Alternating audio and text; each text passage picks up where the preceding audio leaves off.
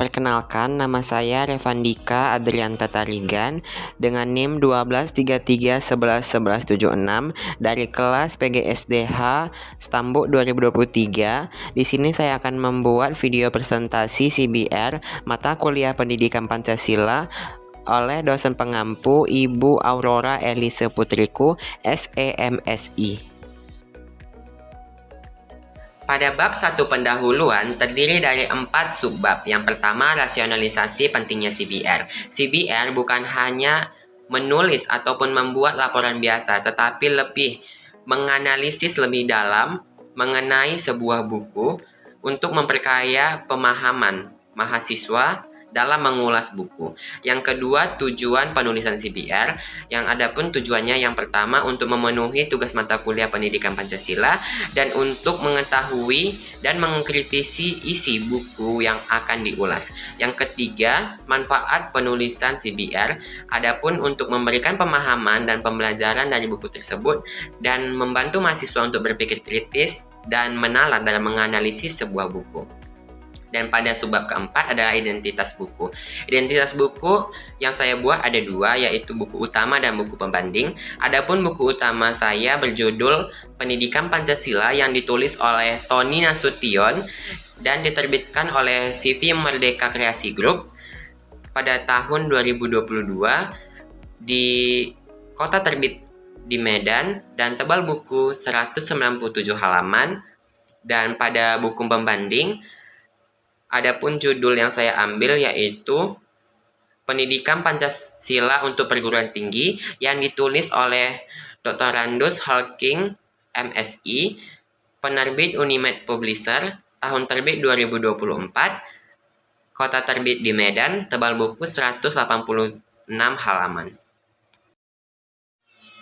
Adapun ringkasan buku yang telah saya review pada buku utama pada bab 1 menjelaskan mengenai identitas nasional, pada bab 2 menjelaskan ruang lingkup pendidikan Pancasila, pada bab 3 memaparkan Pancasila dalam sejarah perjuangan, pada bab 4 menjelaskan sejarah lahirnya Pancasila, pada bab 5 menjelaskan Pancasila sebagai ideologi nasional, pada bab 6 menjelaskan konsep dasar agama dan negara, pada bab 7 memaparkan sejarah makna lambang Garuda Pancasila, dan pada bab terakhir menjelaskan mengenai Pancasila sebagai paradigma pembangunan nasional. Dan pada buku pembanding, pada bab 1 menjelaskan mengenai pengantar pendidikan Pancasila. Pada bab 2 menjelaskan mengenai Pancasila dalam kajian sejarah bangsa Indonesia. Pada bab 3 menjelaskan mengenai Pancasila sebagai dasar negara. Pada bab 4 menjelaskan Pancasila sebagai ideologi negara. Pada bab 5 memaparkan tentang Pancasila sebagai sistem filsafat. Pada bab 6 menjelaskan mengenai Pancasila sebagai sistem etika, dan pada bab terakhir menjelaskan mengenai Pancasila sebagai dasar nilai pengembangan ilmu. Pada bab 3 mengenai keunggulan buku, baik itu buku utama dan buku pembanding. Pada buku utama memiliki bab yang berkesinambungan dan mudah dipahami, dimulai dari pengantar dan latar belakang, kemudian membahas identitas nasional, ruang lingkup pendidikan Pancasila, sejarah Pancasila, dan terakhir Pancasila sebagai ideologi nasional dan paradigma pembangunan. Setiap bab saling berkaitan, membuat pembaca dapat mengikuti alur pemikiran penulis dengan lancar. Dan buku ini diterbitkan pada tahun 2022 yang menunjukkan bahwa informasi yang disajikan adalah mutakhir, dan buku ini membahas Pancasila dengan pendekatan yang modern. Pada buku pembanding memiliki keunggulan.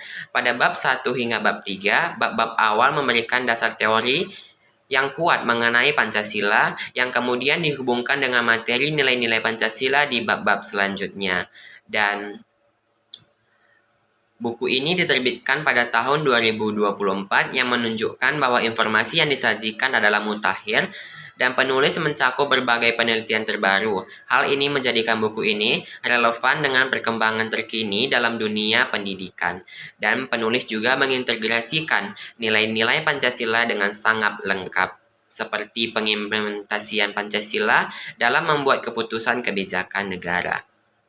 Adapun kelemahan kedua buku yang saya review, pada buku utama mempunyai kelemahan, walaupun keterkaitan antar bab ini cukup bagus, namun buku ini kurang membahas pada konteks global dalam pembahasan Pancasila. Dan buku ini juga cenderung bersifat deskriptif dan kurang memberikan analisis kritis terhadap Pancasila, baik dari segi sejarah, teori maupun implementasinya dalam kehidupan berbangsa dan bernegara. Dan pada buku pembanding mempunyai kelemahan seperti meskipun antar keterkaitan antar bab, beberapa transisi antara bab terasa kurang halus. Misalnya, peralihan dari pembahasan teori ke teori di bab 7 bisa lebih diperjelas agar pembaca tidak merasa kehilangan konteks. Dan buku ini relatif baru. Dan ada kemungkinan bahwa beberapa informasi atau pendekatan yang disajikan sudah mulai ketinggalan zaman, terutama dalam bidang pendidikan yang terus berkembang dengan cepat. Penulis juga mungkin tidak mencakup semua perspektif atau pendekatan terbaru yang dapat mengurangi kedalaman, analisis, dan relevansi beberapa bagian dari buku ini dalam konteks pendidikan Pancasila saat ini.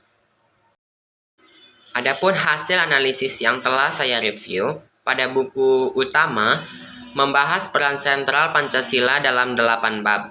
Bab 1 sampai dengan bab 3 menjelaskan Pancasila sebagai pembentuk identitas nasional, alat transmisi nilai-nilai moral melalui pendidikan, dan kerangka pemahaman sejarah perjuangan kemerdekaan.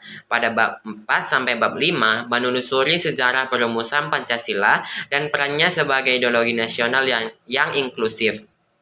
Dan pada bab 6 membahas hubungan harmonis antara agama dan negara di Indonesia berdasarkan Pancasila.